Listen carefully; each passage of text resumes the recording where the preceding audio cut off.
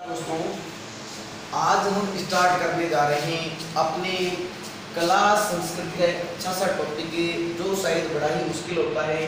Topic अपने पास में राजस्थान के रीति रिवाज। तो रीति रिवाज की अपन बात करें तो रीति रिवाज अपने पास में 3 प्रकार से होते हैं।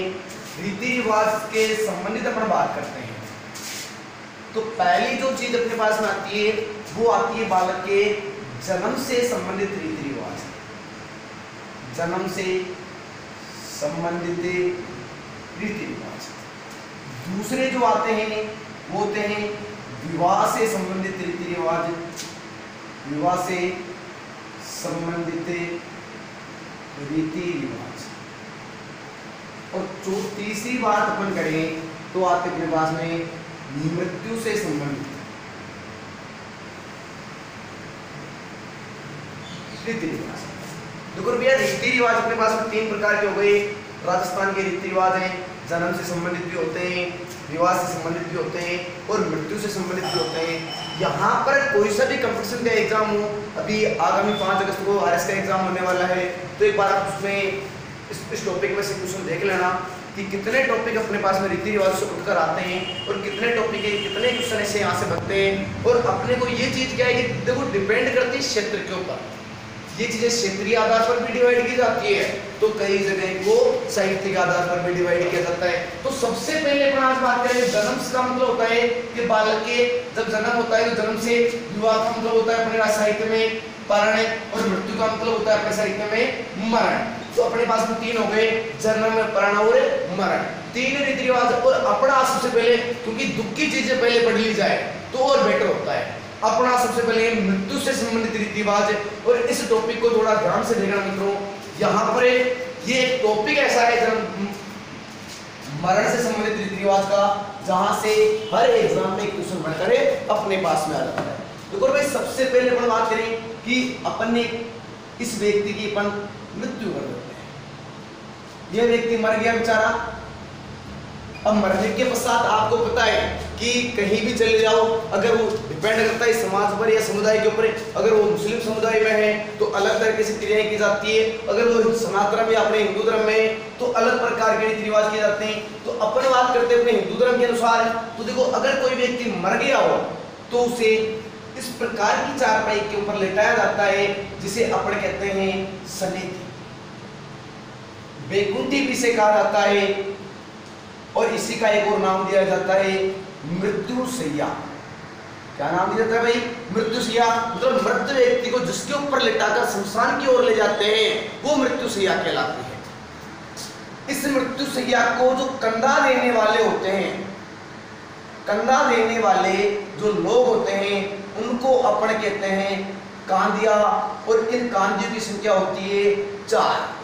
देखो भैया, सन्निधि, बैकुंठी और मृत्युशैया को जो व्यक्ति कंधा देने वाले होते हैं वो कहलाते हैं कांदिया, और इनकी संख्या होती है 4। ये उनके परिवारजन होते हैं। जिससे संबंधित कोई व्यक्ति मरा है उसी के परिवार के लोग उसको कंधा देते हैं। कई जगह क्षेत्र में कांदी अपना स्थान अदल बदल करते रहते हैं। देखो भैया, आपने देखा होगा कि मृत व्यक्ति की मृत्युशैया के आगे उसका जो ज्येष्ठ पुत्र होता है वो एक मटकी लेकर चलता है, घी की मटकी लेकर चलता है। और घी की मटकी लेकर चलने वाले ज्येष्ठ पोते, जो पोता होता है उसका, उसे कहते हैं अपन लाटा। वो कहलाता है लाटा। यहां से गए तो कुछ जगह क्या है कि अगर भी कोई धनी संपन्न व्यक्ति मर गया, सोचो कोई पैसे वाला हो गया, कोई प्रसिद्ध व्यक्ति मर गया, तो वहां पर क्या होता है कि उसकी अर्थी के आगे रुपए, पैसे, कौड़ियां आदि लुटाए जाते हैं। और रुपए, अगर वहां पर रुपए, पैसे, फूल आदि लुटाए जा रहे हैं तो वो क्रिया कहलाती है अपने पास में बखेर। और बखेर को कहा जाता है उछाल। इसके पश्चात अगर क्रिया कनक दंडवत की जाए तो वो कहलाती है दंडोत। यहां से हम चलते हैं बैकुंठी को लेकर, और एक गांव के बाहर का एक ऐसा स्थान जहां पर 4 रास्ते एक जगह मिलते हैं। इस चारों रास्ते वाले स्थान को कहते हैं आधेटा। ये आधेटा कहलाता है।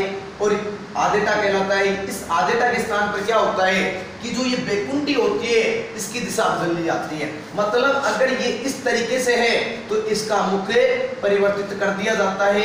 और कांदिया आधेटा के स्थान पर कांदिया जो होते हैं वह भी अपना स्थान बदल लेते हैं, अपना स्थान बदल लेते हैं। यहां से हम चले शमशान की ओर, हम पहुंच गए शमशान के अंदर। शमशान में पहुंचने के पश्चात मृत व्यक्ति के ज्येष्ठ पुत्र द्वारा मुखाग्नि देने की जो क्रिया है वो कहलाती है अपने पास में दाह संस्कार, और मुखाग्नि देने वाला ज्येष्ठ पुत्र कहलाता है अपने पास में लापा। और मुखाग्नि देने की जो जिस घास फूस के ढेर से वो मुखाग्नि देता है तो वो कहलाता है कूचा। तो यहीं से अपने राजस्थानी साहित्य में दो गाड़ी बड़ी प्रसिद्ध हुई है कि लापो लगा रहे हैं और कूचो लगा।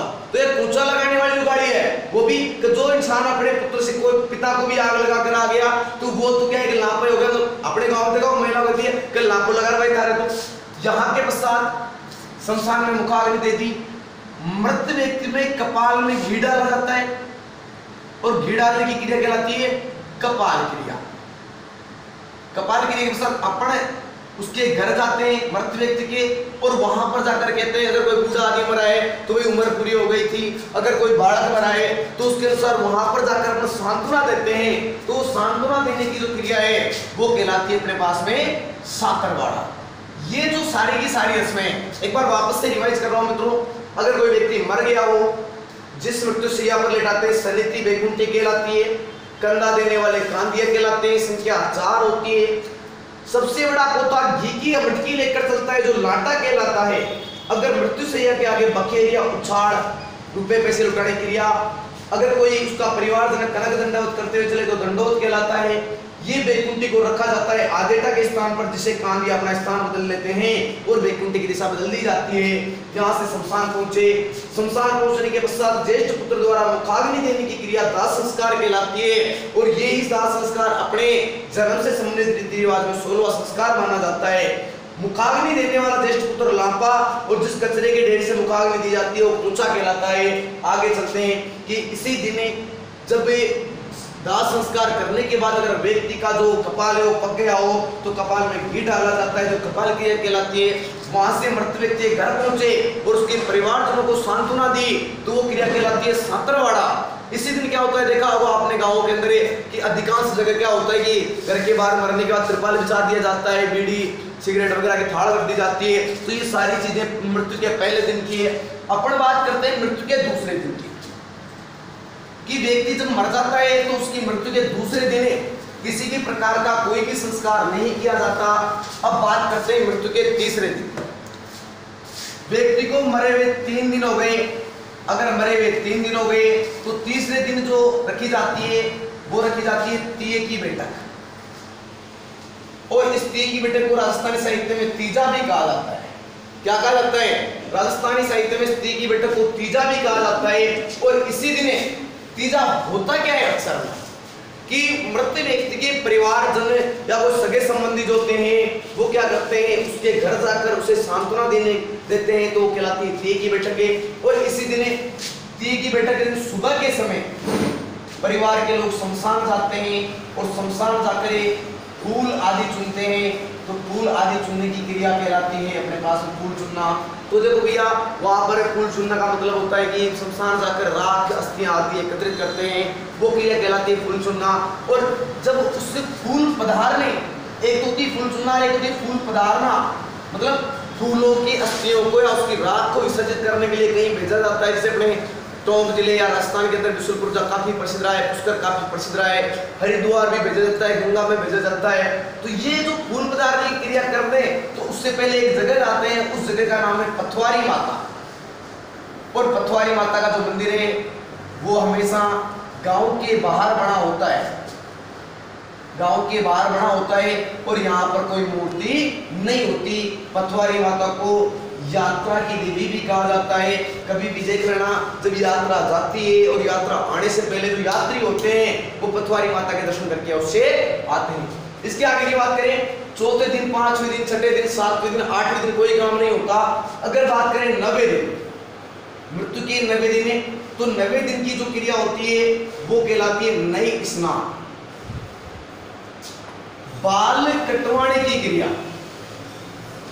वो बाल कटवाने क्रिया। भैया देखो, मरने वाला जो व्यक्ति होता है उसके परिवार के जितने भी पुरुष बालक जो है वो अपने बाल उसको अर्पित करते हैं अपने धर्म में, तो बाल कटवाने की जो क्रिया कहलाती है वो कहलाती है बद्दर। अपने कहते हैं गाँव में जब बाल कट गए मतलब अरे वो तो बद्दर हो गए, तो ये क्रिया क्या कहलाती है? बद्दर। इसके बाद अपन करें एक चीज होती है मुगदना। मुगदना में, ये मुगदना क्या चीज है? तो आपने देखा होगा कि मृत्यु भोज बनाने के लिए अपन लकड़ी के टुकड़े करवाते हैं, वो कहलाते हैं अपने लिए मुगदना। मतलब लकड़ी के टुकड़ों को ही मुगदना कहा जाता है, जैसे अपनी भाषा में कहते हैं गुट्टे करवाने। एक मुगदना वो भी होता है कि जब शमशान में जाते हैं तो शमशान जाते समय क्या होता है कि एक छोटी छोटी लकड़ी उठाकर हम उस अर्थी पर डालते हैं आधा संस्कार के समय, तो उसे भी अपन मुगदना कहते हैं। एक मुगदना व्यंजन बनाने के लिए, मृत्यु भोज बनाने के लिए भी जो लकड़ी के टुकड़े करवाए जाते हैं वो भी मुगदना कहलाते हैं। इसके बाद अगर अपन बात करें 11वें दिन मृत्यु भोज का आयोजन किया जाता है, वो कहलाता है अपने पास में मेल या आयोगे। देखो भैया, कभी कहीं क्षेत्रों में विवाह के समय जो खाना रखा जाता है उसे भी मेल कहा जाता है, परंतु राजस्थानी साहित्य में क्या है कि 11वें दिन के मृत्यु भोज को ही मेल या आयोगे कहा जाता है। अगर यही मृत्यु भोज अपन 12वें दिन में रखे जाए तो ये अपने पास में कहलाने लग जाता है नुक्ता, औसरे और मौसर। अगर 11वें की जगह 12वें का मृत्यु भोज रखें तो औसर, मौसर, नुक्ता रखा जाता है। इसी दिन देखा होगा कि जो कोई परिवार का लोग खाना खाने के लिए नहीं आया तो वहां पर उसके घर पे उसके लिए खाना पैक करके भेज दिया जाता है, तो वो कहलाता है लावना। मतलब लावना का मतलब होता है कि कोई व्यक्ति खाना खाने नहीं आया तो उसके परिवार के लिए, उसके घर वालों के लिए खाना पैक करके भेजा जाता है। एक होता है अपने पास में लेन।